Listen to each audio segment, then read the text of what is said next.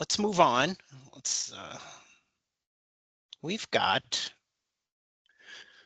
We're going to have our technology and product updates. So please welcome back Timour. He's going to present what's new in Vose Solutions. Timour, you have the virtual floor. Thank you, Jameson. All right. Well, it's been a long 3 hours, and I guess a lot of you are already a bit tired. So I'll try to keep it shorter than planned. What I wanted to share with you today is a couple of features that we've been working on over the previous few months to improve in our solutions, and features that I want to highlight. They are a little bit related to what Gustavo was showing, a little bit addressing the same type of problems. So one of these features is related to ModelRisk and to the SID library. So something that I want to highlight. That's a feature that not many are familiar with. So I want to explain a little bit how it works and what's the purpose of it. And the other feature is also a similar concept within Pelican. So let me start. So we have here just a typical NPV calculation model with the cash flows running from today's date until some future timestamp, and the cash flow has calculations for including the sales price, the market volume, the projections of the sales price, market volume, the unit cost, and tax rates, and etc., all including the the uncertainties and risks, right? And they're described with probability distributions, like you see here, PERT, for example, or this OGIVE distribution built from the historical data, stuff like that. So, and that's a stochastic model. So if I refresh the spreadsheet, you see the numbers are changing. So at the end, when you run the Monte Carlo simulation, I've already done it to save some time. I run it for 10,000 times. You see results like that, right? So a histogram plot showing you that the probability that the NPV of the project will be positive, right? So we're not going to be losing money, and also things like a sensitivity analysis plot where you see the main drivers behind your analysis. So what are the key uncertainties in your project that affect the bottom line, basically the uncertainty in your bottom line. So you have that for just one project, right? So what do you do when you have multiple projects, or you have projects that are evaluated according to some schedule? Because you have evaluation at stage 1 of the project, and then you have another evaluation at stage 2, and another evaluation at stage 3, and then when it actually starts implementing, you have another evaluation. So what do you do? How do you compare those results between each other and see how the project progresses? And or how do you, if you have 2 similar projects or 3 similar projects, how do you put those results between the projects together to compare them or to aggregate them? Because one company is running a number of several projects, and the NPVs for those projects need to be aggregated somehow to get a portfolio view. So for that specific, to answer those specific questions, we can use something called SID library. So SID library, SID stands for Simulation Imported Data. So this is basically the collection of the simulation data for all of the simulation variables. So here we have NPV, so that's our output, but we also have inputs here. So these are all simulation variables, each having 10,000 samples. So we can save those into the SID library. So I'm going to open the SID library here, and I already have some variables here, so some collection. So I have several projects, so that's a folder. And then these are the results of simulations from running those projects. So what I can do now, my file is called NPV of project D, and I have ABC already here. So I can add another result into here. So I can go create SID from results, and then use simulation results from of the current model. And I can say, okay, so this is NPV project D, project D, and so these are NPV results for D. Okay, and okay, so the results are added into the library. So I can then go and, for example, rearrange. I can go and put that into the projects folder. Now all of my simulation results are in the same folder. What I can do next, I can, for example, look at them. I can look in the variables. So I go into variables tab, and it loads all of my variables from those SID files, from those simulation files. So I can collapse for all of them, for example, expand just the projects, and I want to, for example, compare NPV of one project against NPV of another project, against NPV of the third project, or maybe, okay, just comparing A, B, and D, right? And I can go into data viewer, and I can view, for example, the histogram plot. Maybe the histogram plot isn't the best view, so I can maybe change it to a cumulative plot. So I can see all of the three of my projects here in one plot. So this is combining the simulation results from different models. I can change it to box plot, for example, right? So this one is much better. So projects A, B, and D all on the same chart. And these are the results. So I don't need to rerun any of the models. They are already saved. All I can do now is I can view those results and compare. So which project has most expected NPV and which has the most uncertainty, etc. So I can do this. What I can do next is I can create a new SID file. So I can do that, and I can click here, construct a new SID based on these. So maybe I want to share my results. I don't want to share any of the input variables. I just want to share the output variables. So I can just select now this NPV outputs for all four of my projects, and I go construct SID. So I can construct, and I can go, for example, this is my portfolio,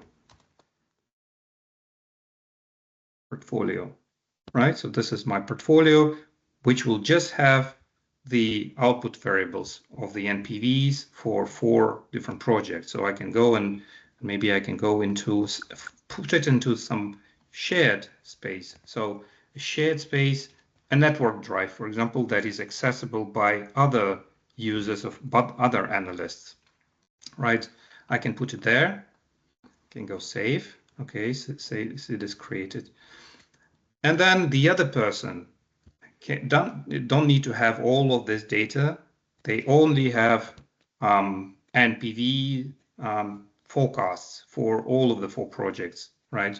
And actually here, the library, which is, this one is the library, a local library sitting on my computer. I can switch between the local library and the shared space.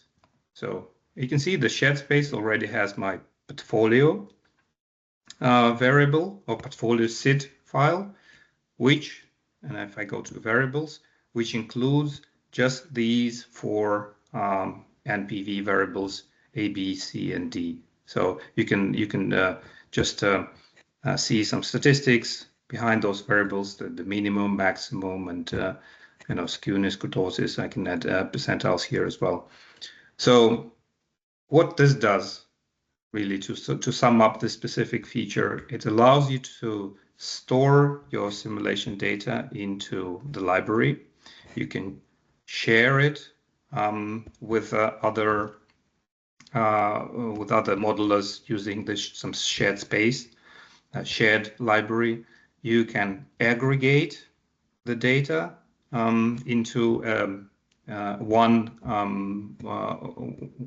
variable, and you can compare the variables between different simulation runs. So no need to, rerun the models to be able to compare. You can just save the data and then compare those variables side by side. So that's one thing I wanted to show you, and that feature is really not so much maybe known to the users of ModelRisk. So that's why I wanted to highlight it, because it's quite useful in my view.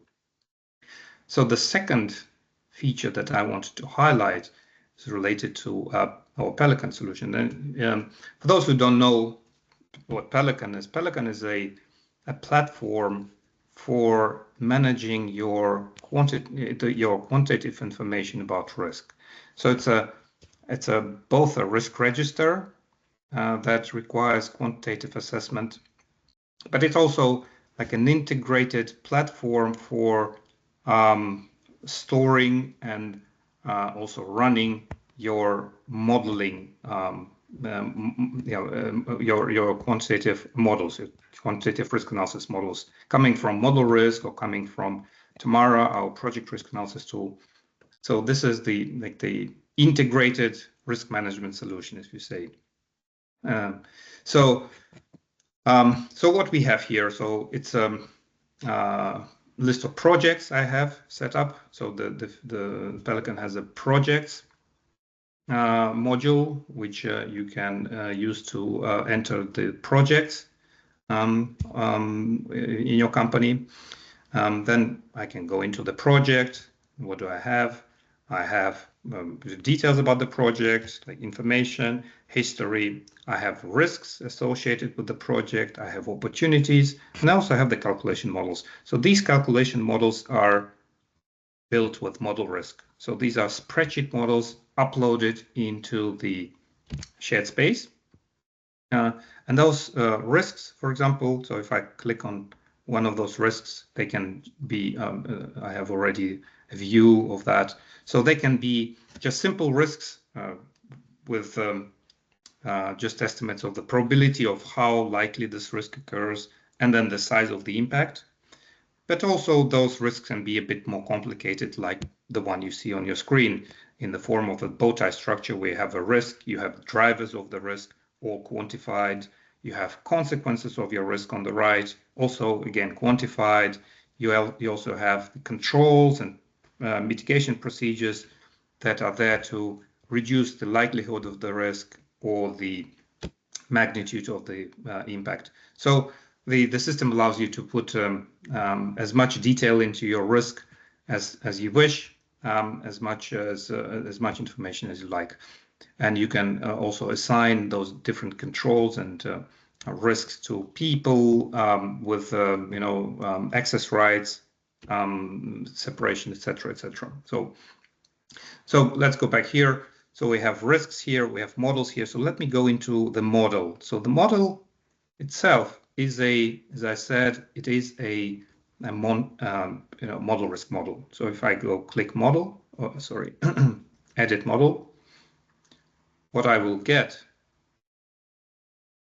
and I'm hoping I will get it. Okay, I am. As you can see, it's a spreadsheet model. So what you see is a spreadsheet. It's just loaded in a web browser with the calculation. I actually uploaded the same spreadsheet model that I used in ModelRisk. I uploaded the same model into here. But in addition, what it has here, it has the risks, sheet. And this risk sheet it's not just a table, it is a table which is linked to the risk register from here. So those risks are bow tie risks. So they have drivers, they have consequences, they have financial consequences. And those financial consequences for this project are automatically pasted into here through the so-called data binding.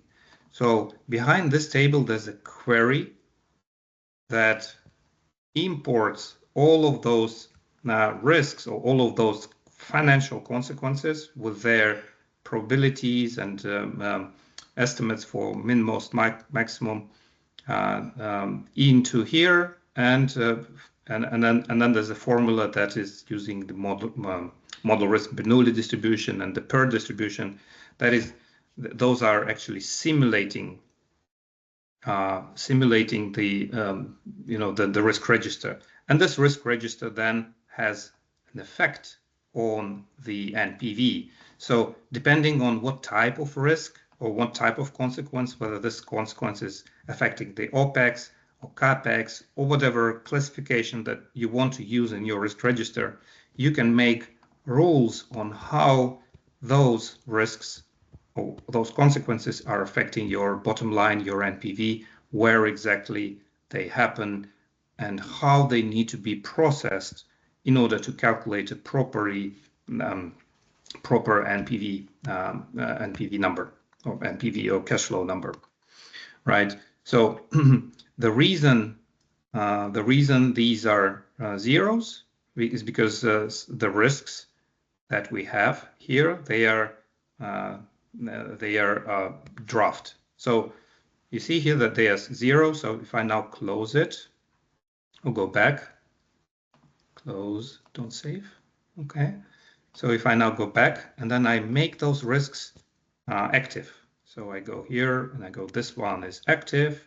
So, and that I'm mimicking the process of, working with the risk register by someone who doesn't know really much about modeling of the risks, but I'm a user who is just managing the risk register. So I'm the one who enters the information into the risk register, says that, okay, this risk is affecting, equipment. This risk is affecting, this has an effect on your capital expenditures, etc. So let me make those. So, and you can see that the system automatically calculates the score of the risk, but that's something separate. So I made all of the risks active. And now if I go into the model and I go into viewing the model, I will see that, the probabilities, they have now not zero, it turned to being not zero. So if I refresh, you can see, so refresh, calculate now, you can see a lot of the numbers are generating values, losses. So, and those losses now automatically affect the Monte Carlo simulation model for NPV calculation, right? So that's what it does. And then, of course, the final stage, so you can automate the simulation run for this model. So you can click run simulation, and the simulation will run online, right? So in the background, it doesn't need Excel anymore. So it just runs online, and then you can view the results.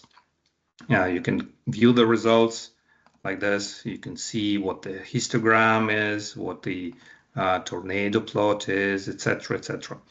So, and that model is now connected to the risk register. So this is the thing that we are meaning when we are saying that Pelican is an integrated risk modeling environment.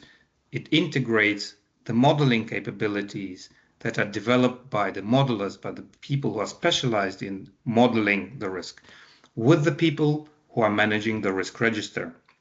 So there's no disconnect anymore. So all of those people who are entering risks into the database, they're now being, or their input is now being considered in the modeling environment. So their input is now being considered in calculation of some NPVs or cost estimations or whatever. So the analysis is now not being siloed, it's being integrated. And that's as close as we can get to calling what we have an integrated risk management solution. So a lot of softwares claim that they're doing IRM, but here is what we mean by this IRM, what it is, what this is what we mean by integrated risk management, right? And then what you can do is, of course, you can put all of your results on the models into things like dashboards, for example. So I'm gonna show a dashboard here. So for example, a branch in Atlanta, and I'm gonna look at the dashboard for that. and this is, by the way, the dashboard customly built for that specific project, and I can see the probability of NPV larger than 0, evaluated at different stages of the project. I can see the histogram of the NPV. I can see the NPV mean again throughout the time frame of the project. I can maybe create a view that shows the portfolio of the project, the portfolio impact, showing which of the projects are lagging behind, which are looking good, and which are in the green zone, which are in the red zone, having most of the risk, etc. So to sum up, what I've shown you here with this example is a connection between the person who is working with the risk register, putting risks into the database, and the modeling environment where one produces the calculation model of NPV and then links to the database of the risks. So you can separate the roles, but these two roles can work together to produce something useful for your decision making, for the decision making process at a high level. So let me know if you have any questions, and I'll be happy to answer them or to show you a little bit more in that direction. If that's interesting, we can do a personalized presentation of this functionality if you wish. But for now, I think that's enough.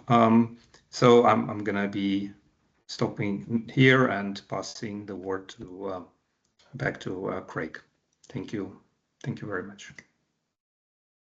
Thank you, Timour, and thank you to everyone that presented today, Michael, Raphael, Gustavo, and of course Dan and Jameson, for their guidance through the rough and the smooth of the session. There's always got to be a technology hitch at some point, but most importantly, thank you for attending, spending your afternoon or morning or evening, actually, wherever you may be in the world with us today. So thank you for that. We hope these insights and presentations are both thought-provoking and educational, and help you managing and deal with uncertainty in your organizations or roles. And so finally, on behalf of Ferryfield and our partners that presented and Vose Software, thanks again. Keep well, have a wonderful Christmas and New Year, and we look forward to seeing you all at our next event next year. Have a great rest of your day. Thank you, everyone. Thanks.